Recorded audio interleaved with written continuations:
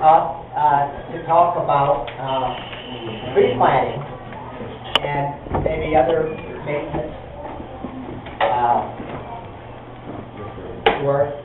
And this afternoon, actually, when we go to the Chicago side of Wolf Lake, they'll also be maybe taking a tour of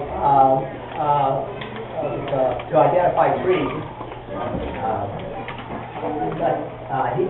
I'll introduce Jim, and he can talk about his program, his efforts. And then at 11 o'clock, we're going to start roundtable discussions on the Underground Railroad. Yep. I organize and recruit a program called Tree Keepers for Openlands. What we do is train people to be volunteer urban foresters. We kind of call it urban forestry light. No climbing, no chainsaws. So it's easy stuff. One of the things I really want to stress today is tree planting. Trees' roots don't go down. They go out. They grow very near the surface of the soil because, and you know, we come up with rules. The pit should be shallow and wide and sloping sides. But often we come up with rules that are science-based, but we don't talk about the science. It's helpful to understand the science behind why trees' roots don't go down. For instance, you could have a honey locust in front of your house, a good street tree, and it could be big enough to shade a 3-story building, but its roots are only 18 inches deep. And that's because tree roots breathe oxygen. Deep in the soil, how much oxygen can you imagine? Almost none. So the roots have to be near the soil, and the reason why is because of the chemical formula for photosynthesis. This happens not in the roots, but in the green part of the plant, in the chlorophyll. Carbon dioxide plus water plus sunlight energy combines to form glucose, C6H12O6, plus some free oxygen. Now, that glucose is the food for the tree, and it makes it itself. In fact, all green plants on Earth make their own food. Now, tree roots, if a tree had a brain or a heart, it would be in the roots. Trees, the only way trees die is if the roots stop growing. Tree roots grow continuously, and if they don't, they'll die. And if tree roots die, the tree's dead. You could cut a tree down, if you haven't killed the roots, it'll resprout. If you kill the roots, the trunk is and the branches are nothing. Now, when tree roots grow, and they must grow to survive, in fact, the big structural roots, they'll live a long time, but those fibrous little roots you see coming off the structural roots, they only live 2 or 3 weeks. They live, they die, they regrow, they die, they regrow. And in order to grow, in order to do cell division, they run this same formula backwards. You have to oxidize the glucose. So you've got to have oxygen in the soil to oxidize the glucose to get the energy back, and you'll get water, and you get carbon dioxide, and you'll get the N, the P, and the K, the soil elements, plus 1,000 trace elements, and you make more tree. Now, then you got to have that oxygen. For the tree to live above ground, you got to have the carbon dioxide, but for the tree to live underground, you got to have the oxygen. That's why it's so important not to plant a tree deep. You plant it too deep, there's no oxygen, it's got no chance for survival.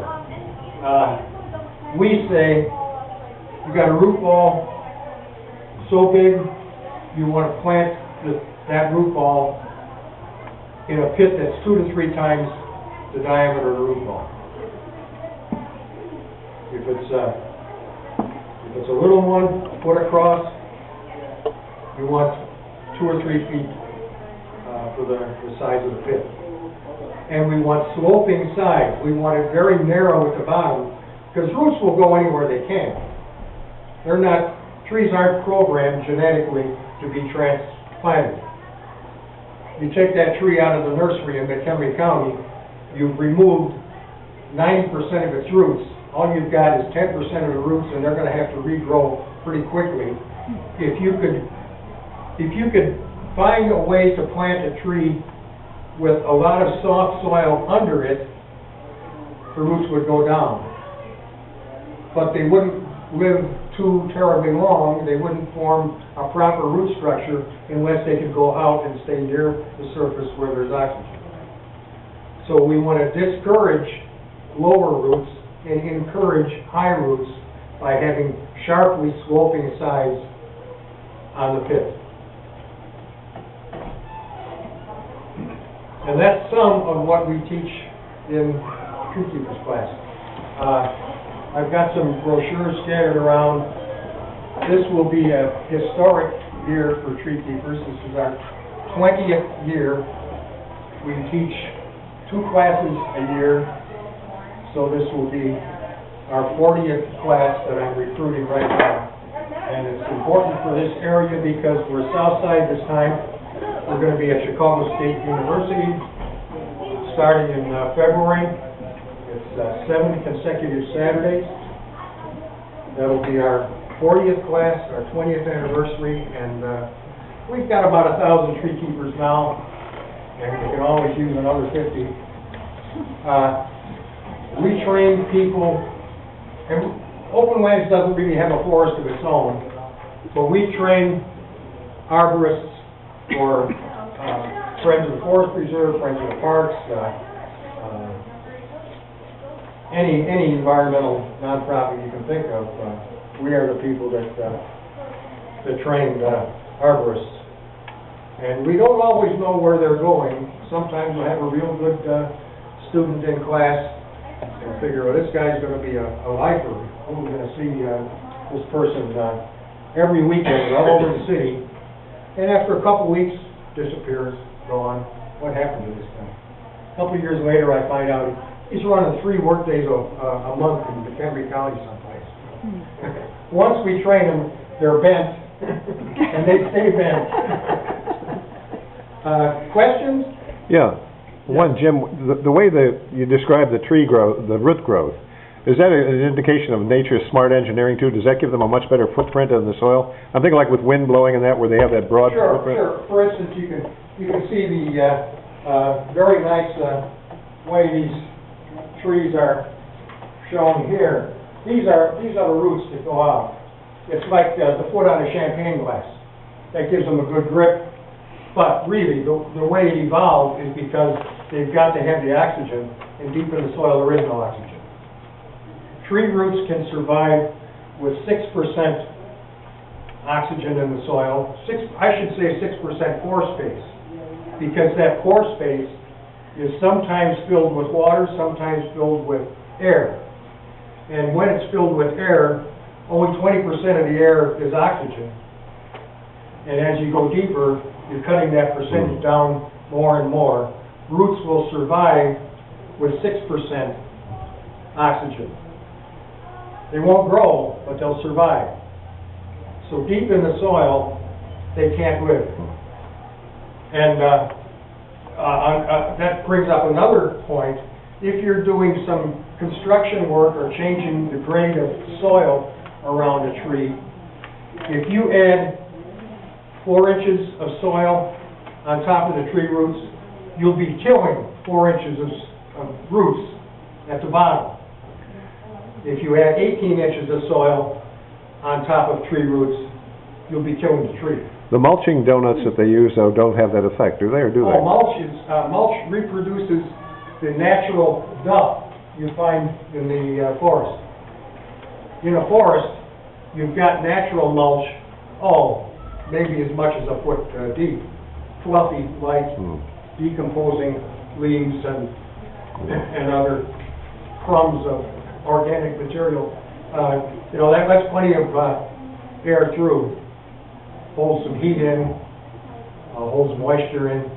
So, yeah, we use wood chip mulch as a substitute for that forest dump.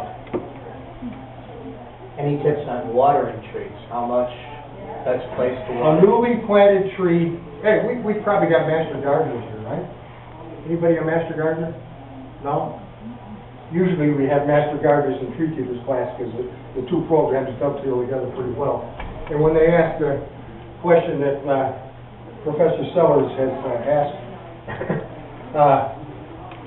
we say, how much do you want to water a tomato plant a week? Well, the answer usually is an inch of rain a week for any kind of a garden is a pretty good idea. Well, a newly planted tree also needs an inch of rain a week, or an inch of water. Now, if you plant a tree, that newly planted tree would like to dominate, say, a square 10 feet by 10 feet, 100 square feet. An inch of water over 100 square feet is 60 gallons. So 60 gallons of water a week is what a newly planted tree needs to survive.